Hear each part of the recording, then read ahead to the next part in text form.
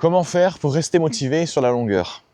En fait, toutes les personnes qui ont du mal à rester motivées très longtemps, elles font toute la même erreur. Cette erreur, c'est de se focaliser sur le résultat.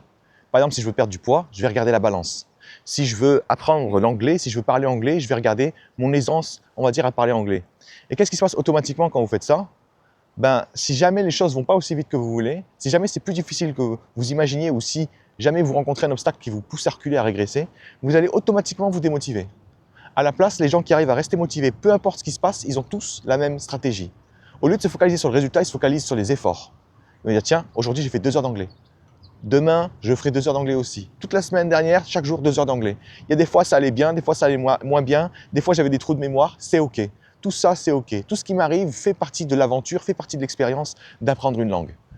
Donc mon conseil pour vous, si vous vous lancez dans un projet qui est extrêmement long et que vous avez du mal à rester motivé, commencez à vous focaliser uniquement sur les efforts et cochez la case quand vous avez fait les efforts nécessaires pour avancer, au lieu d'être obsédé par les résultats et d'avoir absolument besoin que ça avance comme vous voulez pour rester motivé. Ce truc-là va vous massacrer tellement fort que vous n'allez rien comprendre.